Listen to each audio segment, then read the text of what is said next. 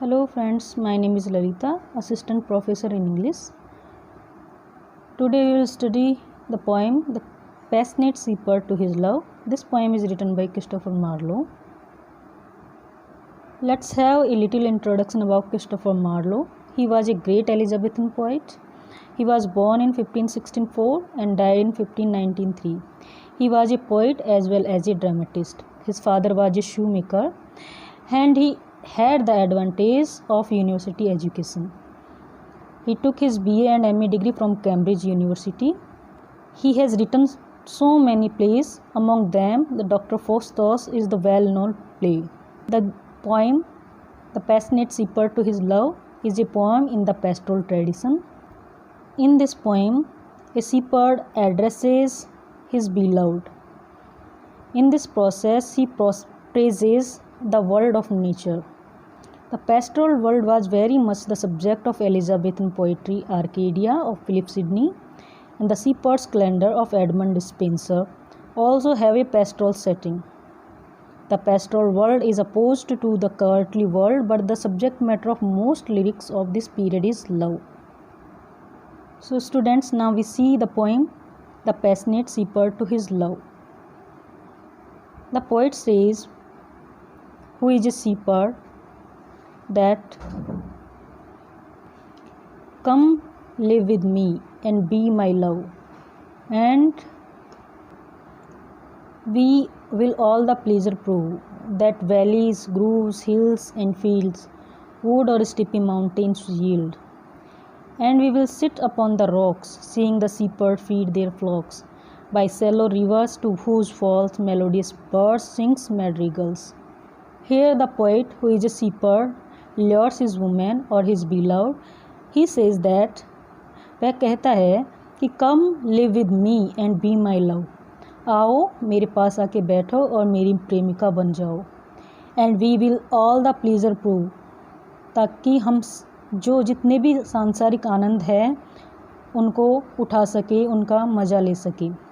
That valleys, groves, hills and fields, woods और steepy mountains yields.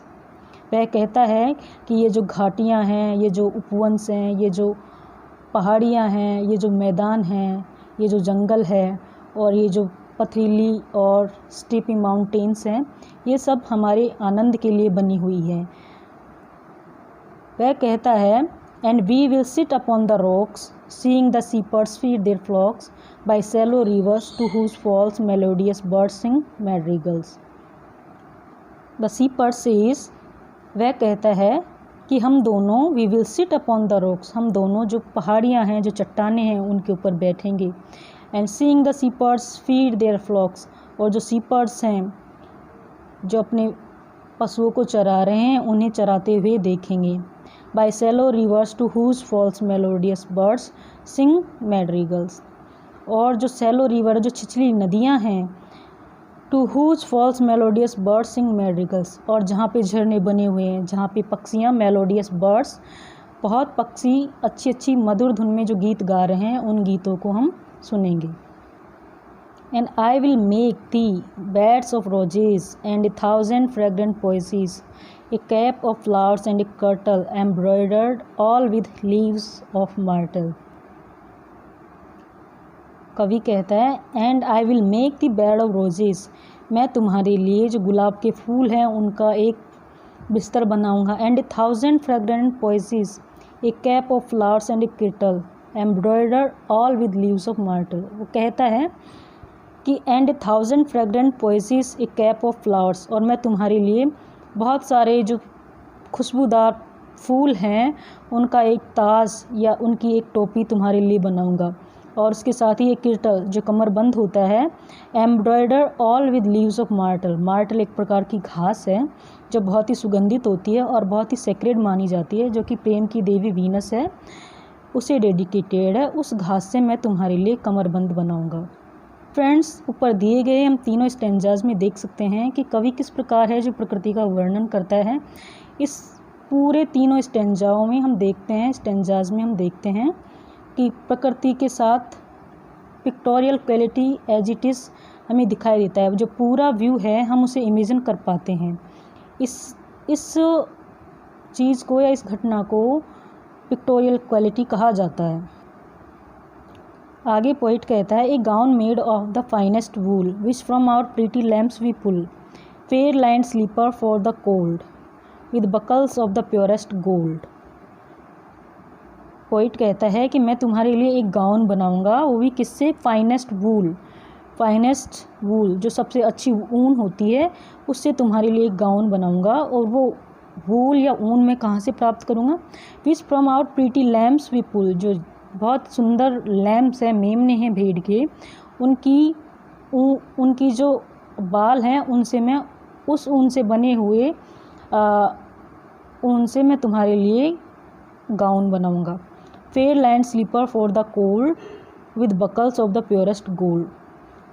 और तुम्हारे पैरों के लिए मैं fair land slipper for the cold, जो सर्दी है या तुम्हारे पैरों को जो ठंड है उससे बचाने के लिए बहुत ही सुंदर स्लीपर्स या चप्पलें बनाऊंगा। With buckle of the purest gold, जो गोल्ड है, जो सोना है, उसकी जो प्योर गोल्ड है उसकी मैं तुम्हारे लिए चप्पल बनाऊंगा।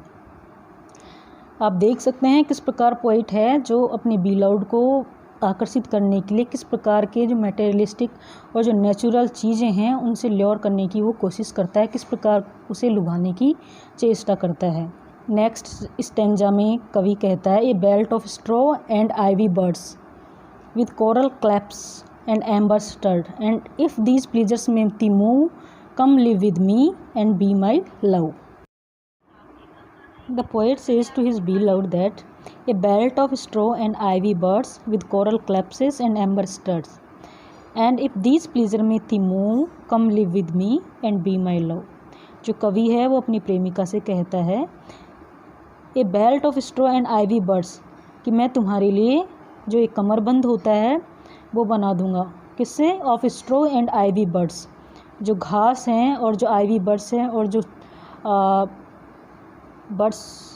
जो आइवी बर्ड्स हैं उनकी तुम्हारे लिए एक किटल बना दूंगा या बेल्ट बना दूंगा। With coral clasps and armour stud, और उनमें मैं क्या, जो जितने भी हीरे हैं, कोरल क्लैप्स एक पिंक कलर का पत्थर होता है जो समुद्र में पाया जाता है, एंड एम्बर स्टड ये भी एक तरह का हीरा होता है या पत्थर होता है, उनसे मैं तुम्हारा जो किटल है या तुम्हारा जो बेल्ट है वो उसमें मैं जोड़ दूंगा। एंड इफ़ दिस प्लीजर में thee move come live with me and be my love. जो कवि कहता है कि अगर ये सारे आनंद और ये सारे सुख तुम्हें मूव कर सकते हैं, तुम्हें विचलित कर सकते हैं, तो आओ मेरे साथ रहो और मेरी प्रेमिका बन जाओ, यानी कि मेरा जो प्रेम है उसको तुम स्वीकार करो। कवि इन सारे स्टैंजाज में ये दर्शाने की कोशिश करता है कि वो अपनी प्रेमिका के लिए क्या क्या कर सकता है। वो हर प्रकार का आनंद उसे देने का प्रयत्न करेगा, चाहे वो सांसारिक आनंद हो या प्राकृतिक आनंद हो।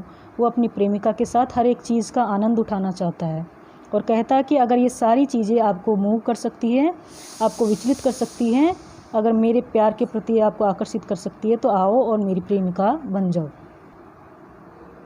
The shepherd swains shall dance and sing, for thy delight is my morning. If these delight thy mind may move, then live with me and be my love। Poet कहता है कि प्रत्येक मे मॉर्निंग को आपकी डिलाइट के लिए, आपकी खुशी के लिए द shepherd swain, जो शीपर्ड्स हैं उनका समूह है, आपके लिए डांस करेगा और गाना गाएगा। If these delight thy mind may move, then live with me and be my love। और यदि ये सारी चीज़ें आपको आकर्षित कर रही हैं या आपको प्रभावित कर रही हैं, तो आप आइए, मेरा प्रेम प्रस्ताव स्वीकार कीजिए और मेरी प्रेमिका बन जाइए। इस प्रकार हम देख सकते हैं कि जो कवि है वो अपनी प्रेमिका को आकर्षित करने के लिए हर संभव प्रयास कर रहा है, हर एक बहाने बना रहा है ताकि वो उसके प्रेम प्रस्ताव को स्वीकार कर ले। इस प्रकार ये पोएम यहीं ख़त्म होती है। धन्यवाद।